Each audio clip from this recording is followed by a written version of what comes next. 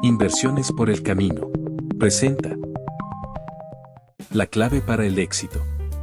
Liderazgo, dominio, amor y oratoria en la influencia humana. Russell Conbell. Sinopsis.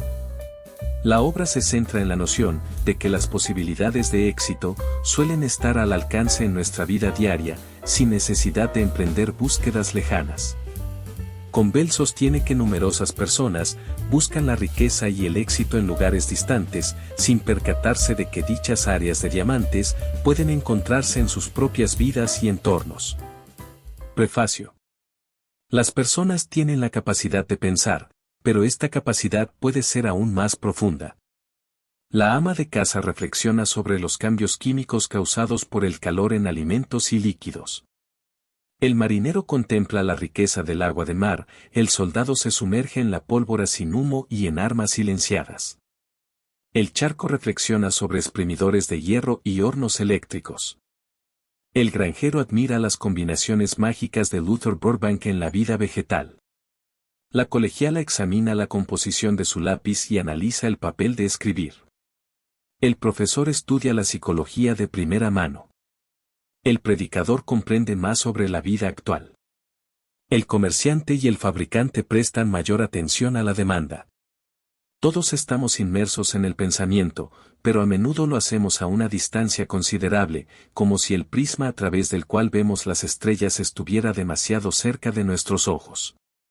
Incluso el dentista se enfoca excesivamente en los dientes de otras personas. Este libro pretende incentivar a las personas a mirarse a los ojos, a descubrir la riqueza que tienen a su alcance y a estudiar la anatomía bajo la guía de sus propios corazones. La lección aparentemente más fácil de aprender resulta ser la más difícil. La Corona de Plata, conferencia que el autor ha impartido en diversas formas durante 50 años, se reproduce aquí a partir de un informe taquigráfico. Aunque no se presenta de manera íntegra como una conferencia, este libro busca ofrecer más sugerencias sobre las diversas formas en que se ha abordado el tema. La conferencia estaba dirigida al oído, mientras que esta verdad, que amplía la conferencia, está destinada a los ojos. En la creación de estas páginas, el profesor James F. Willis de Filadelfia ha brindado una valiosa ayuda y, en ocasiones, ha asumido el papel principal. Le agradecemos infinitamente. Mi esperanza es que este medio alcance a una audiencia más amplia que aquella que ha escuchado estas ideas en los últimos 45 años. No buscamos dar ni vender nada al lector, ya que posee lo suficiente.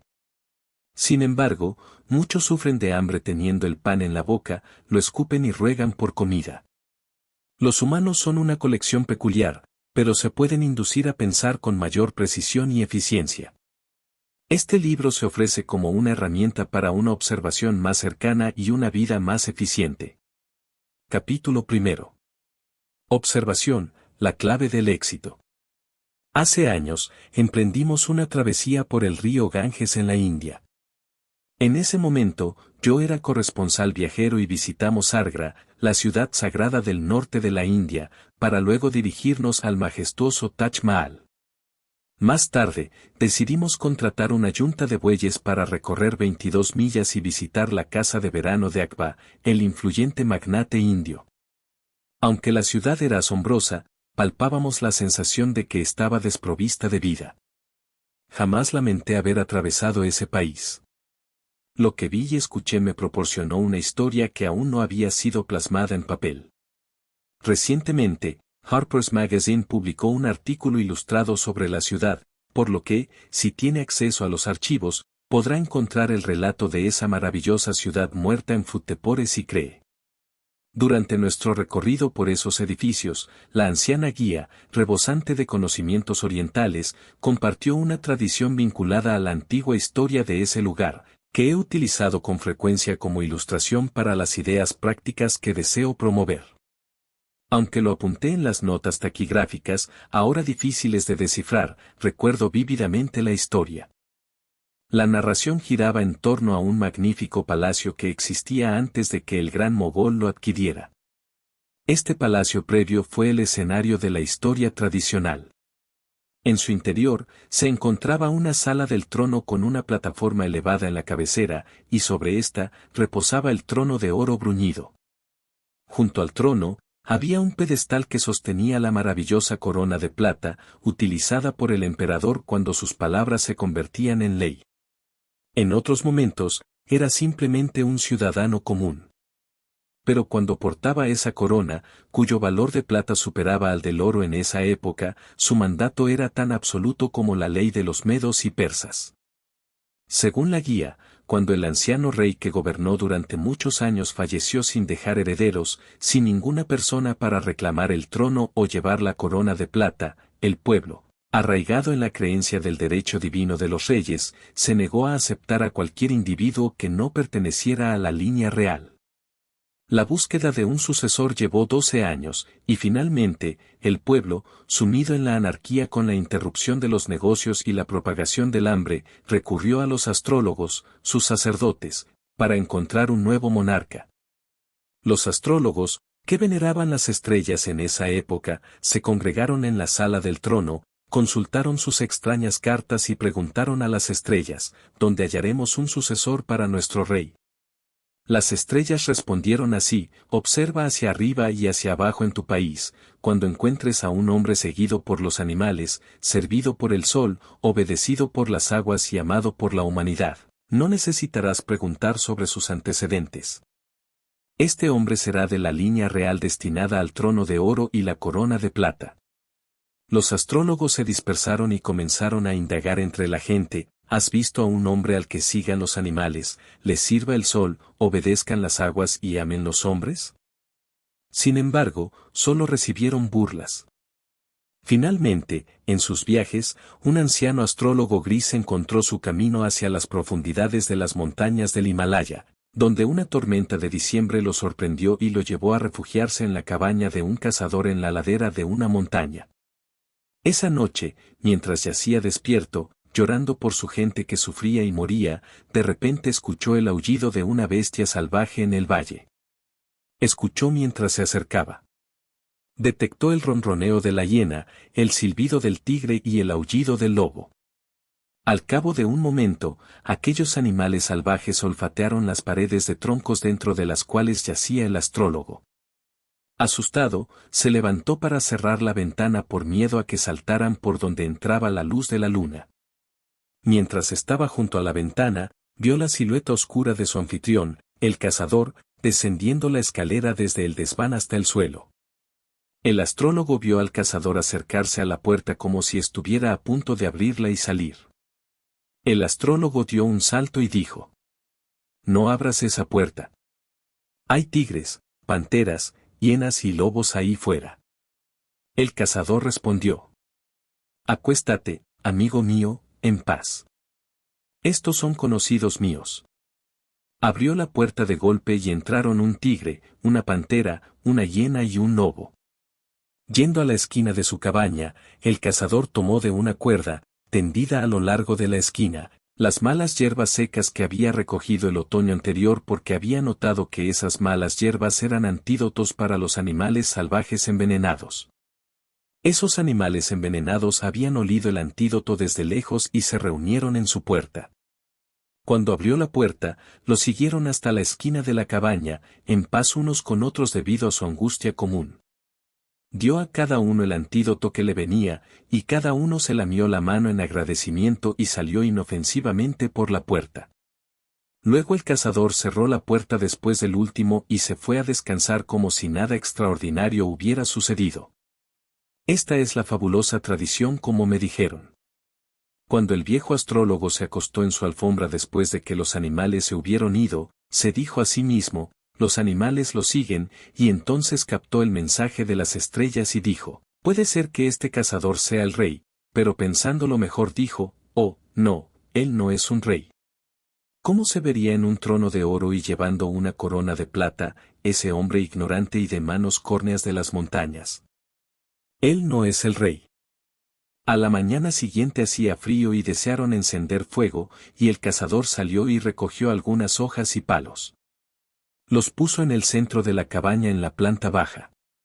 Luego apartó una cortina que ocultaba un cristal colocado en el techo, que había colocado allí porque había notado que el cristal llevaba la luz del sol a un punto enfocado en el suelo. Entonces el astrólogo vio, a medida que ese punto de luz se acercaba a las hojas y los palos con la salida del sol, los palos comenzaron a crujir. Entonces las hojas empezaron a curvarse, se levantaron pequeñas espirales de humo y surgió una llama. Mientras el astrólogo contemplaba aquella llama creciente, se dijo a sí mismo: el sol ha encendido su fuego. El sol le sirve, y los animales lo siguieron anoche. Después de todo, puede ser que él sea el rey. Pero pensándolo bien, volvió a decirse a sí mismo: oh, él no es el rey, porque ¿cómo podría yo parecer, con toda mi nobleza heredada, con toda mi riqueza, cultura y educación, como un ciudadano común y corriente de un reino del cual un tipo ignorante era un rey? Es mucho más probable que sea yo. Un poco más tarde, el astrólogo pidió agua para beber, se dirigió al cazador y el cazador dijo: hay un manantial en el valle donde bebo. Así que el astrólogo bajó hasta la fuente. Pero el viento azotó y agitó las aguas poco profundas, de modo que no pudo beber, y regresó y se quejó de aquellas aguas turbias. El cazador dijo: ¿esa primavera es rebelde? Le daré una lección. Yendo a otro rincón de su choza, tomó un frasco de aceite que él mismo había recogido y, bajando al manantial con el frasco de aceite, lo derramó sobre las aguas. Por supuesto, la superficie del manantial adquirió una plácida belleza.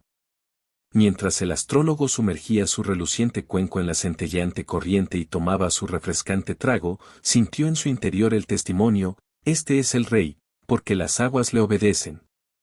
Pero nuevamente dudó y dijo: espero que no sea el rey.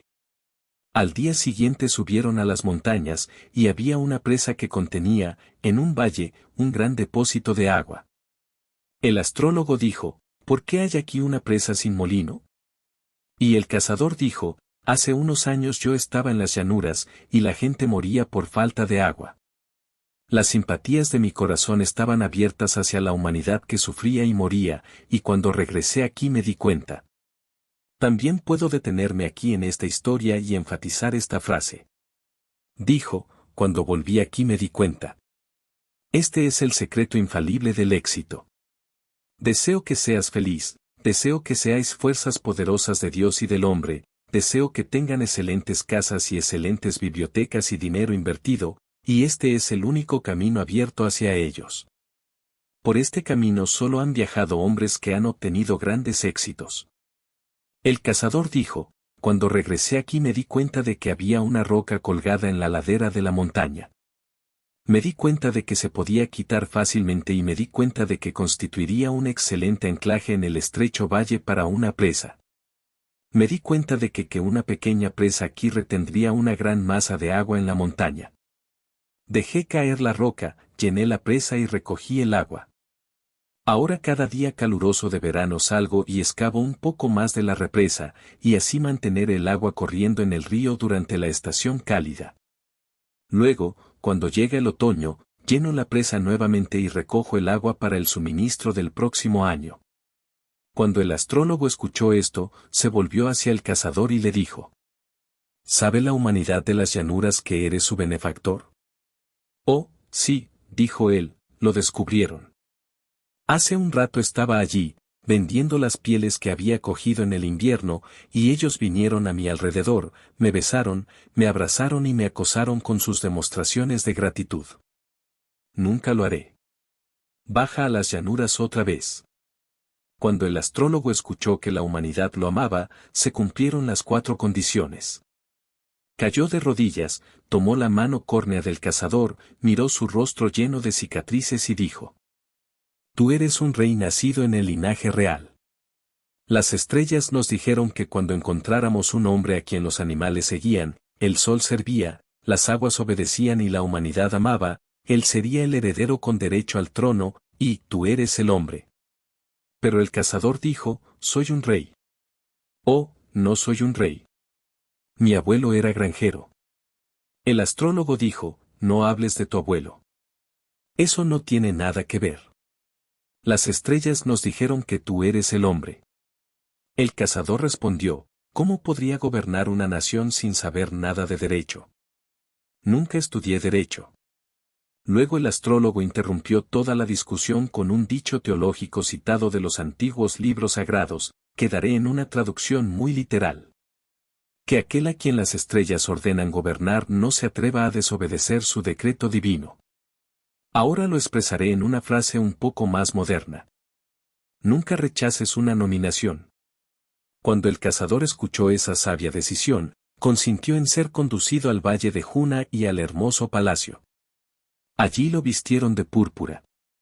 Luego, en medio de la aclamación de gente feliz y esperanzada, le colocaron en la frente esa insignia de autoridad real, la corona de plata.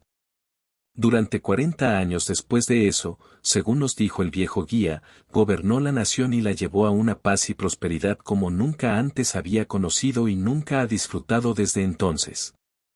Esa maravillosa tradición, tan llena de fuerza ilustrativa, ha permanecido conmigo todos los años siguientes. Cuando busco a un hombre para hacer un gran trabajo, busco uno que tenga estas 4 características. Si no tiene los 4, debe tener algunos de ellos, o de lo contrario servirá para poco en la civilización moderna. Capítulo 2. ¿Quiénes son los verdaderos líderes? Dentro de todos aquellos que se sumergen en las páginas de este libro, busco a los verdaderos líderes, a los reyes y reinas del futuro. No importa tu edad, aún tienes un camino por recorrer. Estoy en la búsqueda de hombres y mujeres que destaquen y los encontraré mediante 4 pruebas infalibles. No puedo fallar en este empeño. Es posible que algunos, con un fuerte sentido de nacionalidad estadounidense, expresen, no tenemos reyes ni reinas en este país. ¿Alguna vez se percataron de que Estados Unidos está gobernado por el menor número de personas en comparación con cualquier otra nación conocida? Esta cifra se mantendrá incluso cuando incluyamos a todas las mujeres, lo cual sucederá pronto, en la población votante. Estados Unidos está bajo el gobierno de muy pocos reyes y reinas, y esto se debe a la inteligencia general de su población. Quizás te preguntes, ¿a qué te refieres con el gobierno del jefe político? Sí, me refiero a eso. No es la mejor palabra, pero, de todos modos, Estados Unidos está gobernado por líderes, y así será mientras seamos un pueblo libre. Aunque no aprobemos ciertos aspectos del gobierno patronal, no malinterpretes mi afirmación de que pocas personas gobiernan al pueblo estadounidense.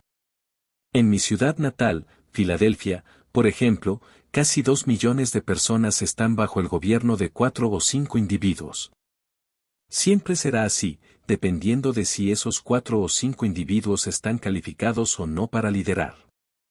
Si son personas sabias y bondadosas, entonces ese es el mejor tipo de gobierno. No hay duda de que, si los 80 o 90 millones de habitantes de Estados Unidos tuvieran que votar sobre cada pequeño asunto gubernamental, se tardaría mucho en llegar a cualquier reforma.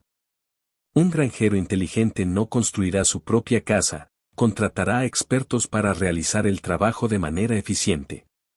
De manera similar, en un país inteligente, podemos contratar a personas capacitadas para gobernar, quienes comprendan el arte de la gobernación, el derecho, la economía social y amen la justicia. En una nación libre, se permitirá que unas pocas personas especialmente capacitadas guíen al resto. Estoy en busca de esos verdaderos líderes, no de títulos nominales. Encontraré a hombres y mujeres exitosos del futuro aplicando las 4 pruebas mencionadas en la antigua tradición de la corona de plata. La primera prueba es, los animales lo seguirán. Si un perro o un gato te sigue, ten en cuenta lo que estoy compartiendo aquí. Es evidencia de realeza o liderazgo. Si no tienes un animal que te ame, te compadezco, y también me duele por el animal. No hay ningún perro, gato, buey o caballo que disfrute de tu compañía, que menee la cola o la cabeza al verte entrar. Si no es así, es hora de considerar la adopción, ya que el camino hacia el éxito a menudo se encuentra en la lección y el aliento que la vida animal puede brindarnos. En estos tiempos, un perro o un caballo bien cuidado puede tener tanto valor como una inversión en educación universitaria. Un día, en la Universidad de Yale, escuché a un profesor de ciencias decirle a esos muchachos que un caballo tiene dentro de su cuerpo tanta fuerza galvánica o eléctrica generada continuamente por las actividades de la vida, que, si esa electricidad pudiera concentrarse y mantenerse en un cierto punto, un caballo podría permanecer quieto y hacer funcionar un motor eléctrico de 40 caballos. Fue más allá y dijo que un hombre tiene dentro de su cuerpo vivo suficiente electricidad generada continuamente que, si fuera llevada a un punto, podría permitirle permanecer quieto y hacer funcionar un motor eléctrico de 10 caballos de fuerza. Salí de aquel salón con una sensación de triunfo, pensando. Después de todo, los holgazanes que se paran en las esquinas y fuman van a ser útiles. En Europa, hace algunos años, se inventó una máquina de coser en la que una señora ponía sus pies descalzos y sus fuerzas eléctricas ponía en marcha la máquina. Esta potencia aún no hace funcionar la máquina con suficiente fuerza como para forzar la aguja para coser de verdad. La única cuestión es hacer pasar más electricidad de esa dama a través de la máquina y asegurar mayor potencia. Entonces, si un joven quiere una esposa valiosa, debe casarse con una llena de relámpagos. Está muy cerca el tiempo en que toda la fuerza motriz del mundo pueda ser proporcionada por la vida animal. Cuando den un paso más, las aeronaves más grandes subirán y se llevarán un perro faldero. La aeronave no necesitará carbón ni petróleo, solo la fuerza eléctrica de ese perro faldero, y si llevan lo suficiente para alimentar a ese perro, él les proporcionará la energía necesaria para hacer funcionar los motores. Las grandes mares del aire se llenarán de máquinas manejadas por perros falderos o de la electricidad del propio aviador. No está tan lejos como muchos de ustedes pueden suponer, y es una mejora muy necesaria en estos tiempos, no tanto para el propósito de la guerra como para la paz. Ha llegado el momento en que una vieja gallina puede convertirse en una gran instructora del mundo. Preferiría enviar a mi hijo con una gallina vieja que con cualquier profesor que haya visto en mi vida. Esa vieja que araña tu puerta, o que se ríe junto a tu cerca, o arranca tus flores, sabe más de algunas cosas que cualquier profesor científico sobre la faz de la tierra.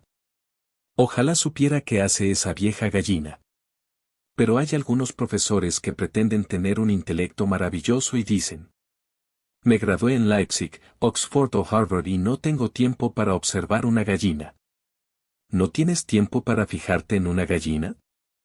Amiga mía, ¿alguna vez intentaste hablar con ella? No, no lo hice, ella no tiene lenguaje. ¿Nunca la oíste llamar a las gallinas y las viste venir? ¿Nunca la oíste regañar al gallo y lo viste irse? Bueno, una gallina tiene un lenguaje real, y es hora de que ustedes, los profesores científicos, entiendan lo que dice esa vieja gallina. Oh, pero, dice el profesor, no tengo tiempo para pasar con una gallina. Están por aquí todo el tiempo, pero nunca les presto especial atención. Estoy estudiando las cosas más importantes del mundo. ¿No quiere venir un momento a mi estudio, profesor, y dejarme examinarlo? Ya ha examinado a los chicos durante bastante tiempo, ahora déjeme examinarlo a usted. Trae todo lo que sabes de la ciencia y todas las aplicaciones científicas jamás realizadas, y todos los instrumentos que jamás se hayan utilizado, trae todo lo que el mundo haya descubierto de la química. Ven y toma en tu mano un huevo de paloma, solo el huevo. Ahora, profesor, ¿podría decirle a la persona que está leyendo este libro dónde, en este huevo, se encuentra ahora el corazón que late del futuro pájaro? ¿Puede decir dónde está? Oh, no, no puedo decirte eso. Puedo decirte la química del óvulo. No, no estoy buscando eso. Estoy buscando el diseño en el huevo. Estoy buscando algo más divinamente misterioso que cualquier cosa de la química. Ahora, profesor, ¿podría decirme en qué parte de ese huevo está la estructura ósea que aparecerá el próximo? No, no puedo decirte eso. ¿Dónde está el seno resplandeciente y dónde las alas que darán la bienvenida al sol en su llegada? Nadie puede decirlo, dice el profesor. El profesor tiene toda la razón. Aún no se puede decir. Sin embargo, en ese huevo se encuentra el mayor problema científico al que el mundo haya tenido que enfrentarse jamás, el comienzo de la vida y el diseño dado por Dios. En ese huevo está el secreto de la vida. Profesor, dígame dónde comienza esta vida. El profesor dice, ningún hombre puede responder preguntas como esta. Luego, hasta que podamos responder, debemos quitarnos el sombrero cada vez que nos encontremos con una gallina ponedora. Porque esa vieja sabe por instinto más sobre esto que cualquiera de nosotros. Ella sabe directamente, a través de su naturaleza instintiva de Dios, algo sobre los comienzos de la vida que todavía no podemos entender. La última vez que vi al Dr. Oliver Wendell Holmes, el gran poeta de Massachusetts, me pidió que saliera a su patio trasero y viera sus gallinas. Me dijo que responderían a sus nombres. Pero resultó que eran como nuestros hijos y no se pavoneaban ante la compañía. Pero no tengo ninguna duda de que esos pollitos que todavía estaban con la gallina respondían a sus nombres individuales cuando ella sola los llamaba. Estoy seguro de que ese gran hombre entendía a las gallinas y las gallinas tan plenamente como Darwin a las palomas. Fue maravilloso para la ciencia que hombres como Holmes y Darwin pudieran aprender tanto de la gallina. Me recuerda un acontecimiento actual en la propia vida del Dr. Holmes, aunque las biografías no parecen haberlo notado. Él y el señor Longfellow eran amigos muy íntimos.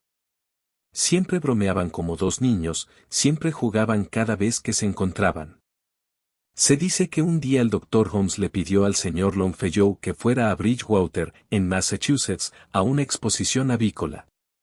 Él fue, estaba muy interesado en las gallinas.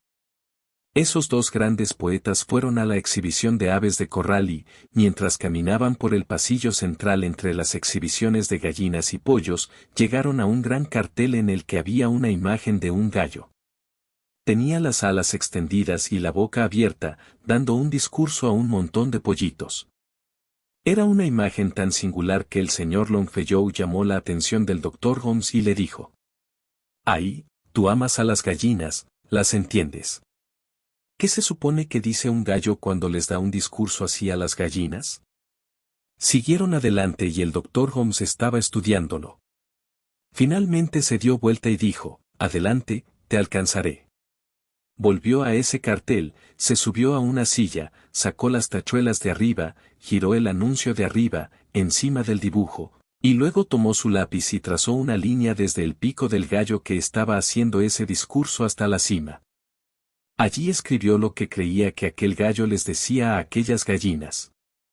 Dicen que no hizo en él ni una sola corrección, ni de línea ni de palabra. Luego fue tras el señor Longfellow y trajo al gran poeta para que viera el cartel. Había escrito estas palabras, imitando el salmo de la vida de Longfellow. La vida es real, la vida es seria.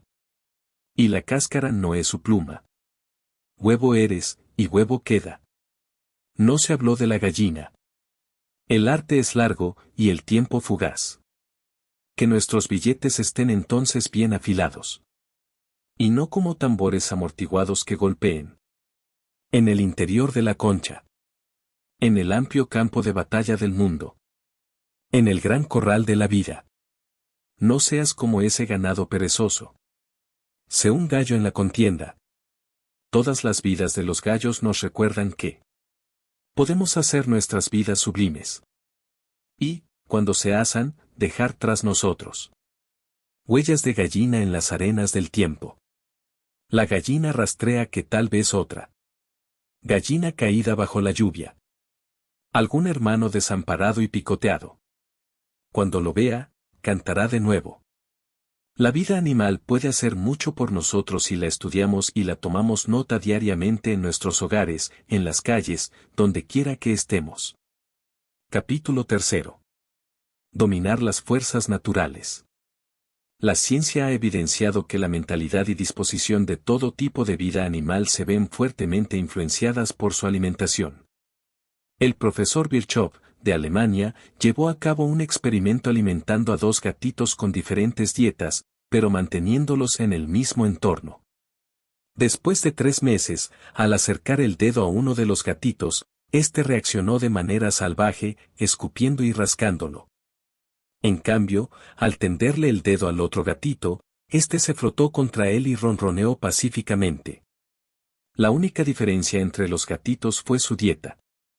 Ahora comprendo por qué algunos hombres usan lenguaje inapropiado y algunas mujeres se rascan. Es cuestión de lo que consumen. En todo el mundo, las universidades están estableciendo escuelas de ciencias domésticas para capacitar a las personas en la química de la digestión y la cocina. La necesidad de mejores cocineros es apremiante. Aunque algunas damas aristocráticas estadounidenses consideran que cocinar es inferior a su dignidad, la realidad es que la calidad de la cocina afecta a la salud y el bienestar. ¿Cuántos hombres han fracasado en los negocios debido a una mala cocina en casa, y cuántos estudiantes han sufrido por una comida deficiente en la pensión? La importancia de una buena cocinera se refleja incluso en el número de tumbas en un cementerio. Abordemos ahora el tema crítico de la necesidad de mejores cocineros. Incluso la piadosa no puede serlo con dispepsia. Aquella mujer que delega la química de la cocina en alguien que no entiende la diferencia entre una sartén y un rastrillo para caballos no merece el título de dama americana. La cocina es un poder que requiere una mente hábil. Si las mujeres abandonan este arte, los hombres deben asumirlo o nuestra civilización corre peligro. No profundizaré en los miles de descubrimientos sugeridos por los animales en esta maravillosa tradición, ya que el verdadero rey no solo era seguido por los animales, sino que el sol le servía y las aguas le obedecían. Ahora, puedo combinar estos pensamientos al ilustrar con la locomotora que arrastra nuestros trenes. La locomotora lleva carbón en su interior, que es el carbono proveniente del sol. Así, el sol sirve al hombre calentando el agua, que se transforma en vapor y impulsa los pistones sobre la tierra, obedeciendo al hombre. Para viajar más rápido que ahora, necesitamos mucho. Vi a un hombre que decía que no le gustaba viajar a 1 milla por minuto en un tren. Sin embargo, si no avanzamos más rápido que eso en 10 años, nos sentiremos como la anciana en el tren lento con una niña pequeña. La niña subió gratis, pero con el tiempo, el progreso exige su tarifa. Te sentirás así si no viajas a más de 1 milla por minuto dentro de 10 años. Pronto llegará el momento en que, para ir de Filadelfia a San Francisco, te meterás en el extremo de una tubería o en un cable, y tan pronto como puedas decir eso estarás en San Francisco. ¿Es esa una expresión extravagante? Se acerca el momento en que no dirás que esa es una expresión extravagante. Mientras escribo esto se está formando una empresa para tender ese tubo neumático largamente contemplado desde Nueva York hasta Boston. Han estado peleando en los tribunales por el derecho a colocarlo. Cuando lo terminen, podrás poner un quintal de mercancías en el extremo de Nueva York y posiblemente aterrizará en Boston en 1 minuto y 58 segundos. Ahora bien, ¿qué es lo que impide hacer un tubo un poco más grande y meter un hombre dentro y enviarlo en 1 minuto y 58 segundos? La única razón por la que no puedes enviarlos a esa velocidad es por la misma razón, tal vez, por la que dio el irlandés cuando se cayó de un edificio alto y le preguntaron, ¿no te lastimó la caída? No, no fue la caída lo que me dolió, fue detenerme tan rápido. Esa es toda la dificultad que existe al utilizar ahora esos tubos neumáticos para viajes humanos. Necesitamos esos inventos ahora. Pronto encontraremos a los inventores. ¿Los encontrará graduándose en alguna universidad o en alguna gran escuela científica de Harvard, Yale, Oxford o Berlín? Puede ser. Yo no diría, mientras presido una universidad, que no se encuentren allí personas así. Quizás lo hagas. Pero retrocedamos un poco conmigo en la historia y veamos dónde se encuentran estos hombres y mujeres. Vaya al norte de Inglaterra y baje por un pozo de carbón subterráneo de 2 millas, y encontrará a un joven arrancando una veta de carbón de 1,5 pies de espesor. Su cabello sobresale a través del sombrero, su cara está sucia, sus dedos cubiertos de hollín. Sin embargo, sigue cavando y silbando. ¿Es un rey? Uno de los más grandes que el mundo haya visto jamás. La reina Victoria, presentando a aquel joven a su hijo, que desde entonces es rey, le dijo: Te presento, hijo mío, al hombre más grande de Inglaterra. Este pobre minero, que solo ha ido a la escuela unos pocos meses en su vida. Si bien no había asistido a una escuela diurna, había estado aprendiendo todo el tiempo en la Universidad de la Experiencia, en la gran universidad del mundo, la observación diaria. Cuando un hombre así se gradúa, obtiene el título más alto posible, DNR, no necesito recomendaciones. Entremos en la mina y preguntemos al minero su nombre. Joven, ¿cómo te llamas? Stevenson. El inventor de la locomotora. Oh, ¿dónde están tus reyes, oh hombres? Pueden estar en la mina, en la montaña, en la choza o en el palacio, donde quiera que un hombre note lo que otras personas no han visto. Donde quiera que un hombre observe en su trabajo diario lo que otros no han notado, allí se encontrará el rey. ¿Alguno de mis lectores es lechero? ¿Te desanimas cuando los arroyos se congelan en invierno? Ahora bien, había un lechero en Virginia Occidental, no hace muchos años, que iba todas las mañanas al tren con la leche de la granja, y mientras metían la leche en el vagón estudiaba la locomotora parada en la estación. ¿Qué sabes acerca de una locomotora? Oh, no sé nada al respecto. ¿Es eso así?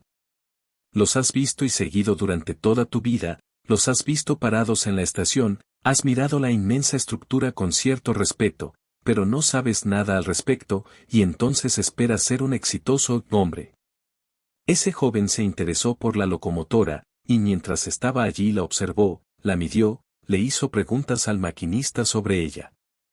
Un día, el maquinista, al ver que estaba interesado, lo llevó hasta el interruptor y le mostró cómo poner el vapor, cómo apagarlo, cómo dar marcha atrás al motor, tocar el timbre, operar el silbato y todo al respecto y quedó encantado. Regresaba a su casa y por las tardes hacía dibujos en la locomotora. 2 años después, el mismo tren circulaba por la vía y el maquinista y el bombero entraron en una casa a desayunar, dejando la locomotora sola, esperando a que quitaran con una pala la nieve de la vía que había rodado montaña abajo. Mientras estaban ausentes, una válvula del motor se abrió accidentalmente. Puso en marcha el pistón y la locomotora empezó a arrastrar el tren hacia la vía principal, y luego empezó a bajar la espantosa pendiente a toda velocidad. El guardafreno salió al andén trasero y agarró el freno de las ruedas para frenar el tren. Cuando vio al maquinista y al bombero en la cima de la colina agitando los brazos como si hubiera sucedido algo terrible, el guardafrenos gritó: «Ahí arriba están el ingeniero y el bombero, ambos. Nos matarán a todos». La gente se desmayó y gritó, y el grito llegó al segundo vagón, y luego al vagón de equipajes, y ese lechero estaba allí. Corrió hacia la puerta lateral para saltar, pero vio que sería una muerte segura. Luego, con la ayuda del maletero, trepó al bote, llegó al lugar del maquinista y buscó a tientas la palanca entre el humo. Cuando lo descubrió, lo presionó hasta su lugar. Luego dio marcha atrás al motor. Fue una maravilla que esas culatas aguantaran. Pero con un crujido espantoso, las ruedas motrices se detuvieron en la vía, dispararon fuego a través de la nieve mientras comenzaban a retroceder contra el tren en marcha, con el impulso aún empujándolo.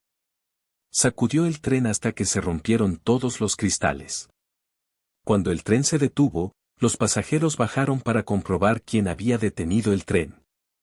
Descubrieron que este joven lo había hecho y les había salvado la vida, y se lo agradecieron con lágrimas.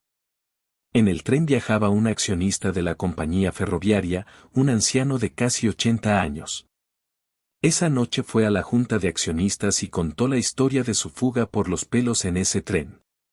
Desde entonces, este lechero es uno de los propietarios de ferrocarriles más ricos del mundo. ¿Qué crees que habrá sido de los otros lecheros que fueron al mismo tiempo al mismo lugar y se sentaron en el borde de la plataforma y balancearon los pies? ¿Qué ha sido de ellos? Pregúntale a los vientos que soplan desde las montañas de Alleghany, ¿dónde están los otros lecheros? Los vientos responderán, todavía van a la bomba de allí. Siempre fue lo mismo. Donde quiera que se mire, el éxito en cualquier rama del logro depende de esta capacidad de obtener educación todos los días a medida que avanzamos a partir de los acontecimientos que nos rodean ahora. El rey se encuentra allí donde una persona nota lo que otros hombres no ven. Capítulo 4. ¿A quién amará la humanidad? Con frecuencia, los grandes científicos, que ahora necesitamos más que nunca, no reciben el crédito que merecen simplemente porque no han obtenido algún título universitario. En estos días, parece haber un sentimiento de creación de una aristocracia entre aquellos que se han graduado de universidades prestigiosas. Sin embargo, esto no determina la trayectoria de vida de un individuo. Aunque puede existir temporalmente una tiranía basada en este concepto, al final, cada hombre y cada mujer deben ocupar el lugar donde están mejor capacitados y realizar aquellas tareas que pueden hacer de manera óptima, basándose en su conocimiento genuino. El lugar y el momento de su graduación no tendrán un impacto significativo en su éxito en la vida práctica. La necesidad de grandes científicos es más apremiante ahora, pero la pregunta es, ¿dónde los encontraremos? No surgirán de contextos similares al científico que inventó una mejora para el reloj de cuco, cambiándolo de decir cuco, cuco, cuco a te amo. Te amo. Te amo. Este científico dejaba el reloj en casa por las noches, confiando en que expresaría suficientemente su amor a su esposa. Sin embargo, la realidad es que el amor no puede ser sustituido por máquinas. Este es un ejemplo de una supuesta idea científica.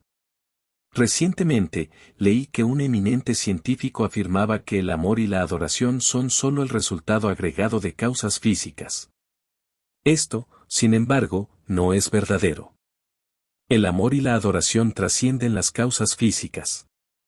Los individuos educados deberían ser conscientes de no proclamar afirmaciones tan simplistas. A menudo, hay valiosas verdades que todos conocen hasta que las olvidan en la universidad. Existe el peligro de que una persona acumule tanta educación que pierda el conocimiento de cosas verdaderamente valiosas porque su educación inútil ha desplazado de su mente lo útil. Esto se asemeja a un perro que tuve en la infancia. Era un excelente perro de caza. Un día, decidí exhibirlo ante los niños. Dejamos salir al zorro por la puerta del granero para que el perro lo viera comenzar. Sin embargo, en lugar de seguir al zorro, el perro comenzó a quejarse y aullar. Al regresar, encontré que se había detenido para comer pimiento rojo que había dejado como señuelo. Desde entonces, después de su graduación en la Universidad de Pepper, nunca volvió a cazar zorros. La educación se había dirigido en la dirección equivocada, una situación común entre muchos científicos. ¿Sabías que el hombre más humilde, independientemente de su ocupación, a menudo posee instintivamente un conocimiento más agudo por no haber asistido a la escuela en exceso? Es fácil sesgar la mente. Cuando un niño comienza a aprender geometría, el maestro puede decir, 2 líneas paralelas nunca se encuentran. El niño podría preguntar, ¿para qué me dices eso? Cualquier persona sabe que 2 líneas paralelas nunca se cruzarán, es un conocimiento innato, un axioma, una verdad evidente por sí misma, que está más allá de cualquier discusión o razonamiento. También sabemos que 2 mitades son iguales al todo. Cortar una manzana por la mitad demuestra este principio. Aunque se enseñe en una clase de geometría, la respuesta es, lo sé. Todo el mundo lo sabe. Esto se debe a que es un hecho científico natural que no se puede razonablemente cuestionar. Pregúntale a un hombre, ¿sabes que existes? Él mira con asombro y dice, ciertamente. ¿No sé que lo soy? Sé que estoy aquí, que este soy yo, que no soy la señora Smith ni nadie más. Por supuesto que sí. ¿Pero cómo lo sabes? Por un instinto dado por Dios que vino al mundo contigo. Ningún científico o escuela en la Tierra podría refutar esto, o tampoco probarlo. Es un hecho evidente. Sé que soy una identidad personal inteligente y que habito en este cuerpo de alguna manera misteriosa. Sé que esa es mi mano, pero lo que poseo no soy yo. Sé por un instinto infalible que soy un ser espiritual, separado de lo material. Tú lo sabes. Ningún científico puede probarlo o refutarlo. Es un hecho que todos sabemos. Sé que nunca podré morir, y tú lo sabes a menos que hayas sido educado para evitarlo. Está en tu misma vida, es parte de tu instinto original. Cuando algún graduado de alguna gran universidad venga a ti, joven, y te diga, puedo probarte que la Biblia no es verdadera, o puedo probarte que tu religión es falsa, puedes decirle, a él, no eres más que un tonto educado. Porque cuanto más has estudiado, menos verdad pareces saber. Solo el propio yo personal puede conocer sus propios instintos religiosos. Solo él mismo puede saber si está en relación espiritual con Dios o no. Ninguna educación en la tierra puede revertir este hecho, aunque un estudio incorrecto puede confundir la mente. Cuando un hombre viene a mí, con su educación superior, para derribar la religión, me recuerda lo que Artemus Ward le dijo a ese señor graduado de Oxford y Cambridge. Este hombre le dijo a Ward que estaba disgustado con sus programas. Artemus Ward le preguntó, ¿qué sabes sobre estos programas? Y dijo, sé todo sobre ellos. Me gradué en 2 universidades. Entonces Artemus Ward dijo, me recuerdas a un granjero en Maine que tenía un ternero que robaba la leche de 2 vacas, y cuanta más leche obtenía, más grande era el ternero.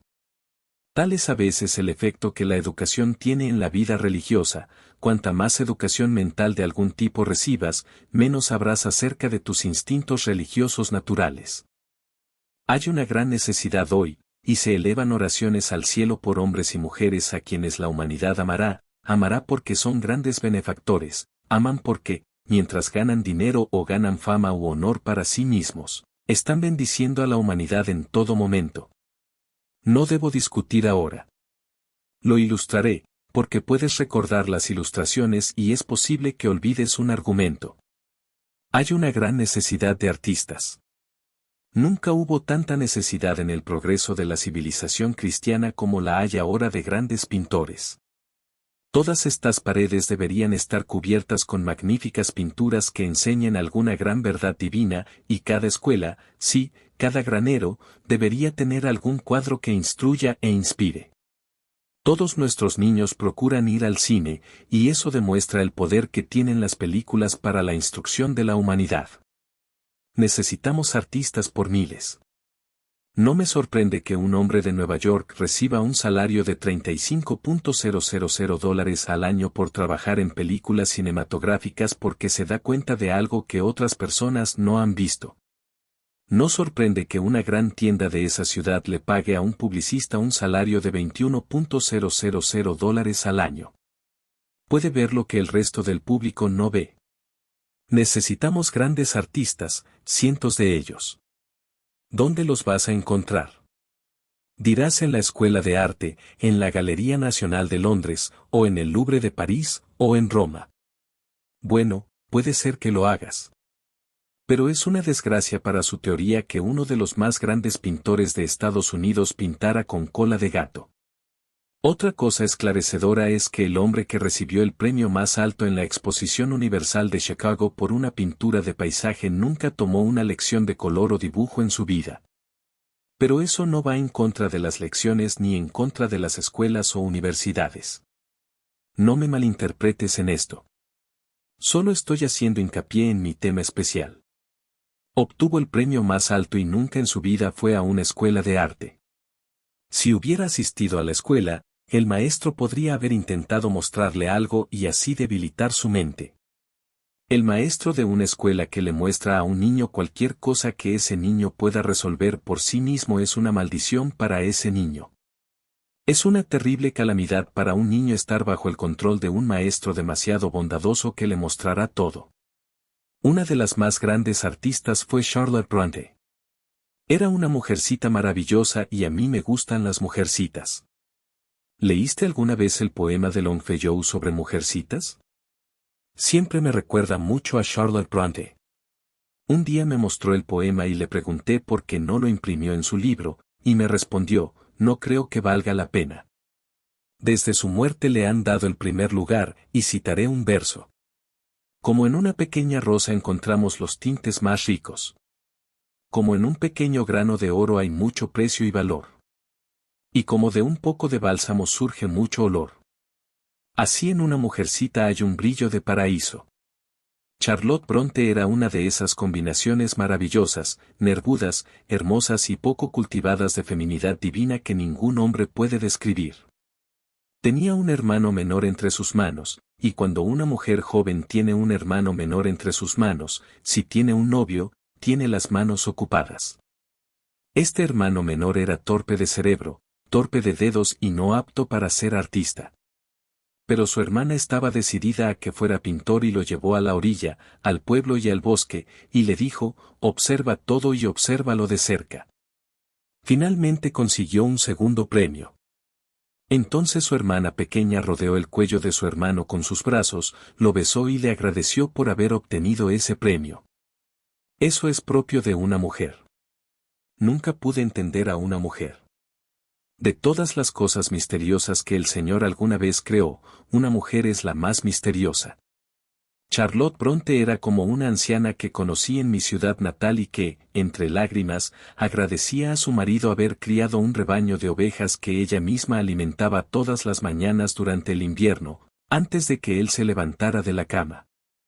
Finalmente, el hermano menor de Charlotte Bronte se disipó y murió, y luego murió su padre, y cuando nosotros, los ministros, envejezcamos, bien podríamos morir. Se quedó sin medios de sustento. Pero cuando se lo contó a sus amigos, ellos dijeron, tienes una educación universitaria, Charlotte. ¿Por qué no escribes algo?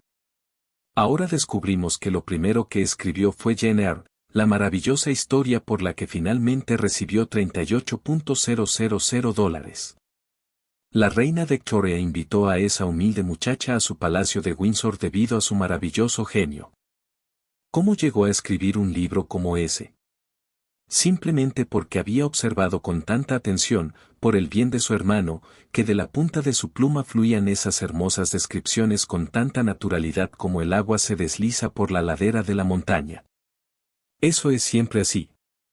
Ningún hombre se entrega jamás por el bien de los demás con el espíritu correcto sin recibir 100 veces más en este tiempo presente. Iré un paso más allá con este pensamiento. Necesitamos grandes pintores, pero no queremos más pintores como ese hombre que pintó a los israelitas saliendo de Egipto, representándolos con mosquetes al hombro con Estados Unidos en las culatas. Pero más que artistas necesitamos grandes músicos. Hay una tremenda necesidad de música. Tenemos demasiado ruido, pero muy poca música real. ¿Alguna vez pensaste en lo poco que tienes? ¿Crees que un verdadero músico es simplemente un hombre que ruge hasta el si grave y chilla hasta el do agudo? ¿Qué terrible necesidad hay de la música que refina el corazón, ilumina la mente, que hace descender la gloria y el cielo a los hombres? No tengo espacio aquí para ampliar ese pensamiento, la terrible necesidad de la humanidad de música real. Pero no lo entendemos. No sé por qué es. No soy capaz de explicarlo. Pero tal vez pueda insinuar que es la música. En Yale tenía que ganarme la vida y por eso, durante estos 44 años, he dado conferencias exclusivamente para ayudar a los jóvenes a conseguir su educación universitaria. Me levantaba a las 4 y trabajaba en New Haven House de 4 a 8 para conseguir los regresos de la mesa del desayuno para que mi hermano y yo pudiéramos vivir. Algunos días, sin embargo, cavaba patatas por la tarde y enseñaba música por la noche, aunque la primera era mi ocupación adecuada. A veces, mis alumnos de música me invitaban a tocar algo para entretener a su compañía, y noté que cuanto más alto tocaba, más alto hablaban. A menudo decía, que bajo nivel de cultura musical hay en New Haven. Pero aprendí algo después de dejar la universidad. Aprendí que no era músico. Si hubiera sido músico, me habrían escuchado. Esa es la única prueba de la música real. No hay otro. Si cantas y todos susurran, o tocas y todos hablan, es porque no eres músico. Me atrevo a decírtelo aquí, cuando no me atrevería a decírtelo individualmente si estuviéramos solos. No hay persona en la tierra que entienda tantas mentiras al milímetro como una persona que toca el piano. ¿Qué es música? La música puede ser un asunto totalmente personal y llamarse música. Recuerdo al mayor Snow, de mi pueblo natal, que escuchaba el limar la sierra en el aserradero. Cómo chirriaba y arañaba eso hasta hacernos daño en los dedos de los pies. Le preguntamos al viejo mayor por qué había ido al molino el sábado, cuando podía ir cualquier otro día. Él dijo, oh, muchachos, no lo entienden. Cuando era joven trabajé en un aserradero y vengo aquí para escucharlos limar esa sierra. Me recuerda a los viejos tiempos. Es música para mí. Fue educado hasta tal punto que limar una sierra era música para él, y por eso los hombres pueden ser educados en toda clase de formas en la llamada música. Pero no es la música real. ¿Qué es la verdadera música? Fui a una hermosa iglesia en Nueva York para intercambiar con el pastor, y un funcionario de la iglesia pasó por el pasillo cuando yo entraba y me dijo, Señor, el coro siempre abre el servicio. Lo hicieron, lo abrieron. Me senté en el sofá del púlpito y esperé un tiempo vergonzosamente largo a que se hiciera algo allí arriba. El coro descansaba en un estante sobre mi cabeza. La soprano ganaba $4,000 al año y yo estaba ansioso por escucharla. Pronto oí el susurro de la seda allá arriba y una o dos risitas. Entonces empezó la soprano. Tocó la nota más baja que su voz cultivada podía tocar, y luego comenzó a enrollarse, o mejor dicho, a hacer un sacacorchos, subiendo y subiendo, hasta perderse de la vista, y se quedó allí arriba. Luego el segundo bajo comenzó y descendió, bajó, hasta el Hades del sonido, y él permaneció allí. Ahora bien, ¿eso era música? ¿Fue adoración? Si hubiera estado en ese lugar sagrado y hubiera maldecido positivamente a la gente, no habría sido mayor sacrilegio que esa exposición en ese estante. ¿Crees que el Dios vivo debe ser adorado mediante una actuación de trapecio, pirotécnica y de altos vuelos en acústica? Allí no había adoración ni música. La música no consiste en una actuación de trapecio circense de altos vuelos en acústica. ¿Qué es música? La música es una combinación de sonido que mueve el corazón a emociones más santas, acelera el cerebro a pensamientos más brillantes y mueve a todo el hombre a realizar actos más nobles. Eso es música. Nada más es música. Solo puedes saber si eres músico o no si te fijas mientras cantas, si captas la atención de la gente y si influyes en su memoria y en su carácter posterior. Capítulo V. Necesidad de oradores. La necesidad de contar con grandes oradores es urgente. En numerosas ocasiones, me solicitan para dar conferencias en chautauquas y liceos, y los comités buscan recomendaciones para encontrar hombres o mujeres que ocupen un lugar en la plataforma pública. Ofrecen recompensas sustanciales para aquellos que desempeñan bien este papel. Sin embargo, no hay actualmente, ni hombre ni mujer conocidos en nuestra tierra, que pueda ser llamado un gran orador. Cuando comencé a dar conferencias hace 58 años, figuras como Henry Ward Beecher, Wendell Phillips, George William Curtis, Edward Everett, el más destacado orador de su época, y John B. Gough estaban presentes. Considero un gran honor haber sido instado por el señor Gough a subir a la plataforma de conferencias. Todos ellos han partido, y aún no ha surgido un sucesor. La libertad y la oratoria siempre han ido de la mano, y así seguirá siendo, lo que hace que la necesidad de la oratoria sea aún más apremiante en la actualidad. Algunos argumentan que la presencia de los periódicos, que llegan a todos los hogares, ha disminuido la necesidad de oradores, ya que se puede leer en el periódico un sermón mejor que el que podría pronunciar un ministro. Sin embargo, este argumento no se sostiene, ya que la presencia de verdaderos oradores sigue siendo crucial. Aunque respeto la prensa, sostengo que hay algo en la presencia viva de un individuo, en el destello de sus ojos y en su poder memérico, que ningún medio impreso puede replicar completamente. Un hombre vivo no puede ser expresado plenamente en frío plomo. La pregunta persiste, ¿por qué no tenemos grandes oradores? Algunos señalan que las escuelas modernas de elocución, ahora denominadas escuelas de oratoria, han tenido un efecto perjudicial. Este cambio de nombre ha alterado la perspectiva de nuestro país. Es importante diferenciar entre elocución y oratoria real. La elocución es el arte de la expresión que cada maestro tiene y enseña, pero la oratoria es la ciencia del discurso exitoso. Un orador es aquel que logra lo que busca, sin importar cómo se le llame. Si llamas a un perro y viene, eso es oratoria; si huye, eso es elocución. Algunos sugieren que estas escuelas de elocución se centran demasiado en ejercicios de labios y gestos, y no enseñan verdadera oratoria. Esto me recuerda a un incidente ocurrido hace 17 años, donde un profesor de elocución estaba ausente y los estudiantes buscaron mi participación. Esta anécdota destaca cómo la elocución puede ser un obstáculo para la oratoria, dependiendo de cómo se enseñe. La verdadera oratoria va más allá de los meros ejercicios y gestos, requiere la maestría de la ciencia del discurso exitoso. Pero el discurso más ilustrativo y absurdo que jamás escuché fue el de un visitante de esa clase ese día. Estaba sentado cerca del pasillo, y uno de los estudiantes se acercó y me susurró: ese joven se graduó en una escuela oriental de elocución y va a representar los papeles pesados de una tragedia en el escenario. Es un gran elocutor, ¿y no le pedirías que recite algo ante la clase? Caí en la trampa, me acerqué al joven y le dije: tengo entendido que usted es un elocutor. ¿Podría venir y recitar algo para la clase? Tan pronto como me miró, vi por sus ojos que algo le pasaba en la cabeza. No sé exactamente qué, pero desde entonces han sucedido cosas que hacen que no sea cruel referirse a él como lo hago.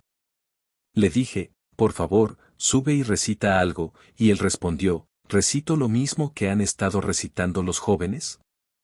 Le dije: no es necesario que hagas eso, toma cualquier cosa. Dejó su bastón con puño de oro, la mejor parte de él, en el suelo, y luego subió a la plataforma y se apoyó en la mesa y me dijo: ¿recito lo mismo que han estado recitando los jóvenes? Le dije: puedes hacerlo si lo deseas. Eres perfectamente libre de tomar lo que quieras. De todos modos, el profesor no está. Cuando el gato no está, los ratones jugarán. Luego comenzó a prepararse para esa recitación. Nunca vi tal comportamiento en mi vida. Se subió las mangas, se echó el pelo hacia atrás, se sacudió, alejó la mesa y yo me deslicé hacia atrás junto a la puerta y dejé la plataforma abierta, porque no sabía qué iba a hacer a continuación. Luego dio la selección. Peter Piper recogió un pedacito de pimientos encurtidos. Si Peter Piper, flautista, recogió un pedacito de pimientos encurtidos, ¿dónde está el pedacito de pimientos encurtidos? Peter Piper pepinillo recolector recogió. Hizo rodar rápidamente la letra R en cada línea. Esa clase levantó la mirada con asombro y aplaudió hasta que lo repitió. Seguía siendo elocución, pero no oratoria. Pensaba que la oratoria consistía en rodar las R's y rodar el mismo. Eso no es oratoria. ¿Dónde aprenden oratoria? Lo aprenden en la antigua escuela, de esa vieja gallina en la puerta de la cocina, en alguna oficina trasera, en algún salón o en alguna iglesia donde los jóvenes se reúnen y debaten, diciendo con naturalidad lo que quieren decir. Y luego tomar nota de los efectos de lo que debaten, la convicción o la acción posterior de quienes escuchan. Ese es el lugar para observar. Debes tomar nota si quieres ser un gran orador. El mayor orador del futuro será una mujer. No han pasado 2 meses desde que la dirección de un Chautauqua femenino dijo: podríamos dar $40,000 al año a cualquier mujer que sea una mujer natural en la plataforma. Ganarían $40,000 al año si contrataran a una mujer que fuera una mujer de verdad. El problema es que cuando las mujeres suben a la plataforma intentan cantar el bajo o intentan hablar como habla un hombre. Y ahora hay tanta necesidad de mujeres oradoras. Me provoca cuando pienso: ¿por qué no existe una gran oradora como la señora Livermore ahora que tanto se la necesita?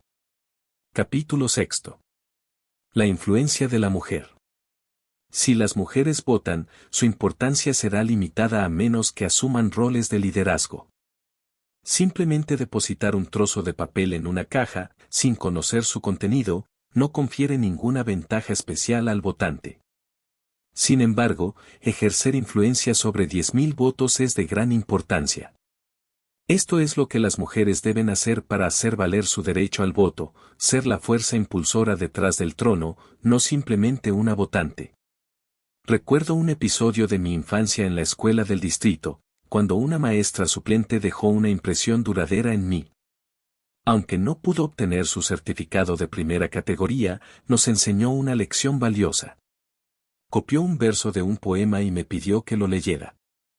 Luego, me desafió a repetirlo sin mirar.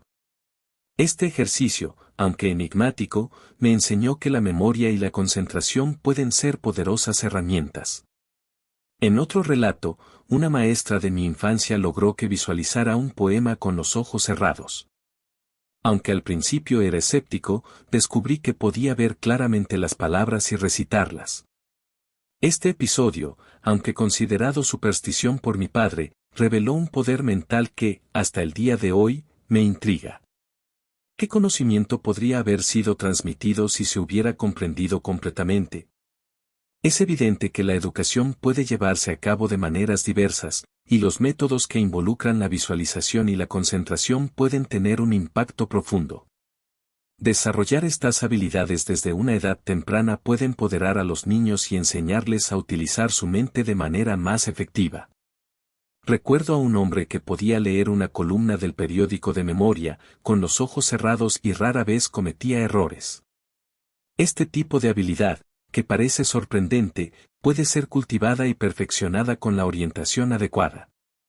Un maestro con conocimientos profundos de psicología puede desempeñar un papel crucial en el desarrollo de estas habilidades mentales. En resumen, estos relatos subrayan la importancia de métodos de enseñanza innovadores que exploren el potencial mental de los estudiantes y les enseñen a utilizar su mente de manera más efectiva. La visualización, la concentración y la memoria pueden ser herramientas poderosas si se comprenden y aplican correctamente. Se despidió de su padre, lo vio subir al Mont Blanc hacia el bosque y volvió corriendo.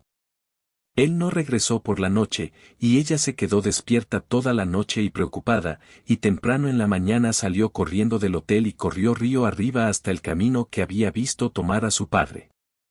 Luego, corriendo, empezó a subir por la ladera de la gran montaña cubierta de nieve. De repente llegó a un lugar donde el sendero discurría a lo largo de un precipicio saliente, de 280 pies en perpendicular, alrededor de un promontorio de roca que se encontraba unos metros más atrás. Cuando llegó a ese lugar, sus pies resbalaron sobre la nieve sobre el hielo deslumbrante, y se deslizó hacia abajo y hacia abajo sobre el borde hasta el punto que sus dedos quedaron atrapados en el musgo del borde y un pie descansó en una proyección de aproximadamente 1 pulgada del borde. Mientras colgaba allí, gritó, «¡Papá!». Su padre escuchó ese grito. Estaba tan abajo en el valle que no podía verla, pero podía oír su voz. Lo reconoció y sintió que había una terrible necesidad de él, la humanidad lo llamaba. Cruzó corriendo el valle y subió por el sendero. En el camino había un árbol cerca del cual previamente había notado que había un hacha. Sacó el hacha y corrió hacia un árbol donde antes había observado que había una cuerda que los carboneros habían utilizado durante mucho tiempo para soltar el carbón desde el acantilado. Cortó la cuerda con el hacha, tiró el hacha y, atando la cuerda a su alrededor como había observado que hacían los guías que llevan a los viajeros a través del mar de hielo, siguió corriendo, hasta que de repente llegó al lugar donde su pequeña había resbalado. Podía ver la raya en su cabello a 6 metros de profundidad y todo era hielo brillante en el medio. Su corazón debió haber dejado de latir. Pero de repente gritó: «Papá ha venido. Agárrate fuerte». Ella gritó: «No puedo aguantar más». Él se giró y la amenazó. Oh, padres, sean quienes sean, pueden salvar a su propio hijo o hija de una muerte física o moral entrenándolos a obedecer cuando son jóvenes. Sus dedos volvieron a apretarse y él lanzó la cuerda alrededor del extremo de un árbol que había notado y descendió rápidamente sobre ese hielo. Trató de agarrar las manos de su pequeña hija, pero se habían derretido profundamente en el musgo, se dejó caer a su lado, agarró su vestido y la atrajo hacia él. Ambos estaban colgados del borde del acantilado, y el extremo de la cuerda estaba en su mano, y su mano sobre el hielo. Intentó levantarse, pero la cuerda no cedía ni un centímetro, y luego intentó empujar a su pequeña hacia arriba, pero con los dedos congelados ella no podía subir. Allí colgaban, solos, en los altos Alpes. ¿Caerá sobre las rocas irregulares y morirá aplastado? No, no caerá, porque es rey. Ha utilizado su observación cotidiana, aunque es un graduado universitario. Había notado algo más, había observado cómo aúllan los perros cuando encuentran a viajeros moribundos. Esos perros San Bernardo, cada vez que encuentran un cadáver o un hombre insensible, siempre aúllan de una manera peculiar. Esos perros saben más de acústica que un arquitecto. ¿Cómo lo saben? Dios les dijo. Cuando un perro lanza ese grito, se puede escuchar a kilómetros y kilómetros. El profesor imitó el llamado del perro, y cuando sonó en el valle, los carboneros y los leñadores lo oyeron. Ellos dijeron: ese es un perro, y un perro nunca aúlla así a menos que haya encontrado a un hombre moribundo. Entonces, arrojando sus hachas y armas, y corriendo sobre la nieve hacia el sonido de la llamada, llegaron de repente al lugar. Se agarraron de la cuerda y uno de ellos se deslizó rápidamente hacia abajo y agarró el brazo de la niña y la pasó hacia arriba, y luego agarró el brazo del profesor y lo levantó, mientras los demás tiraban de la cuerda. Así lo arrastraron hacia arriba. El profesor cayó sobre un montón de nieve y se desmayó. Pero él era un rey. Escuchó el grito de la humanidad, y cuando lo escuchó supo dónde estaba el hacha. Había utilizado su estudio diario de tal manera que sabía dónde estaba la vieja cuerda, cómo atarlo y cómo pedir ayuda. Siempre que encuentres en la tierra un hombre o una mujer exitosos, siempre encontrarás que es un hombre o una mujer que escucha el llamado de la humanidad y que ha utilizado sus medios de observación cotidianos de tal manera que sabe dónde están las armas con las que pelear esas batallas, o dónde existen los medios para brindar alivio a los hombres. No podría recordar mejor los sentimientos de ese profesor que citando una frase inglesa que imprimió en inglés en sus libros científicos, aunque los libros fueron publicados en francés. Vivimos para quienes nos aman, para quienes nos conocen de verdad, por los cielos que se inclinan sobre nosotros, por el bien que podemos hacer, por los males que carecen de resistencia, por cada causa que necesita ayuda, por el futuro en la distancia, por el bien que podemos hacer. Fin.